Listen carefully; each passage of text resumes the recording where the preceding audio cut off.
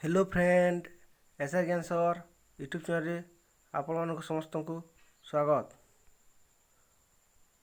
Iyer video आम इतिहास किसी प्रश्न उत्तर आलोचना करवा जहाँ होगा समस्त एग्जाम आपण मानक बहुत सहायक हो। जो मैंने आम चैनल को सब्सक्राइब करना सब्सक्राइब करूँ, वीडियो को लाइक और शेयर करूँ। आईर भिडियो प्रथम प्रश्न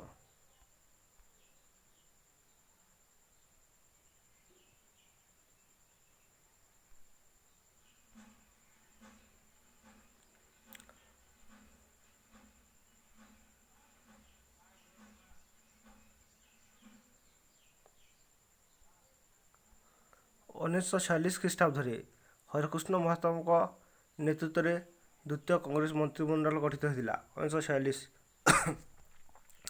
1947 ଖ୍ରୀଷ୍ଟାବ୍ଦରେ ଓଡ଼ିଶାର ଲୌହ ଇସ୍ପାତ କାରଖାନା ପ୍ରତିଷ୍ଠା ପାଇଁ ସର୍ବେକ୍ଷଣ ଆରମ୍ଭ ହୋଇଥିଲା। 1947 ଓଡ଼ିଶାରେ ଲୌହ ଇସ୍ପାତ କାରଖାନା। 1949 ଖ୍ରୀଷ୍ଟାବ୍ଦରେ ଚୌଦ୍ୱା ଠାରେ ଏକ ଲୁହା କ୍ଲବ ପ୍ରତିଷ୍ଠା ହୋଇଥିଲା। 1957 ଖ୍ରୀଷ୍ଟାବ୍ଦରେ ହୀରାକୁଦ ଜଳବିଦ୍ୟୁତ ପ୍ରକଳ୍ପ କାର୍ଯ୍ୟକାରୀ ହୋଇଥିଲା। 1971 ଖ୍ରୀଷ୍ଟାବ୍ଦରେ ଭାରତୀୟ ସାର ନିଗମ ତାଳଚେର ଠାରେ ଏକ ସାର କାରଖାନା ପ୍ରତିଷ୍ଠା କରାଯାଇଥିଲା।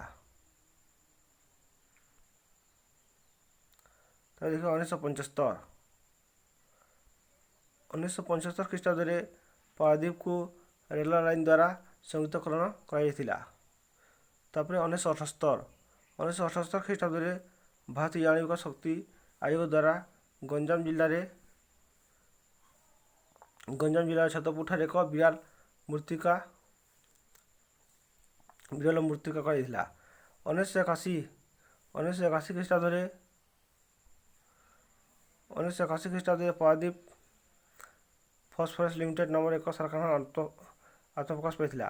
2007 ଖ୍ରୀଷ୍ଟାବ୍ଦରେ ଓଡ଼ିଶା ସରକାରଙ୍କ ନୂତନ ଶିଳ୍ପନୀତି ଘୋଷଣା କରାଯାଇଥିଲା। 1947 ଖ୍ରୀଷ୍ଟାବ୍ଦରେ ଆଇନ ବଳରେ ଗ୍ରାମ ମହାଜନଙ୍କ ଏକଚାଟିଆ ଅର୍ଥ କାରବାର ନିୟନ୍ତ୍ରଣ କରାଯାଇଥିଲା। 1948 ଖ୍ରୀଷ୍ଟାବ୍ଦରେ ଗୋତି ଶ୍ରମିକ ପ୍ରଥା ଉଚ୍ଛେଦ ଓ ସମବାୟ ବ୍ୟାଙ୍କ ପ୍ରତିଷ୍ଠା କରାଯାଇଥିଲା। ଗୋତି ଶ୍ରମିକ ପ୍ରଥା ଉଚ୍ଛେଦ ଓ ସମବାୟ ବ୍ୟାଙ୍କ ପ୍ରତିଷ୍ଠା 1948। 1949 ଖ୍ରୀଷ୍ଟାବ୍ଦରେ ପଶୁମାନଙ୍କ ସଂକ୍ରାମକ ରୋଗରୁ ରକ୍ଷା କରିବା ପାଇଁ ସରକାରଙ୍କ ଦ୍ୱାରା ଏକ ଆଇନ ପ୍ରଣୟନ କରାଯାଇଥିଲା। 1955 ଭୂଦାନ ଆନ୍ଦୋଳନ ସଂଗଠିତ ଜମି ଚାଷୀମାନଙ୍କ ମଧ୍ୟରେ ବଣ୍ଟନ କରାଯାଇଥିଲା। 1956 ଖ୍ରୀଷ୍ଟାବ୍ଦରେ ହୀରାକୁଦ ନଦୀବନ୍ଧ ଯୋଜନାର ନିର୍ମାଣ କାର୍ଯ୍ୟ ସମାପ୍ତି ହୋଇଥିଲା। 1957 କାର୍ଯ୍ୟକାରୀ। 1976 ଖ୍ରୀଷ୍ଟାବ୍ଦରେ ଗୋତି ପ୍ରଥା ଉଚ୍ଛେଦ ଆଇନ ବଳରେ ଗୋତି ପ୍ରଥା ସମ୍ପୂର୍ଣ୍ଣ ଭାବେ ଲୋପ ପାଇଯାଇଥିଲା। 1977 ଖ୍ରୀଷ୍ଟାବ୍ଦରେ ଓଡ଼ିଶାରେ ଅନେକ କୃଷି ବିଜ୍ଞାନ କେନ୍ଦ୍ର ପ୍ରତିଷ୍ଠା କରାଯାଇଥିଲା।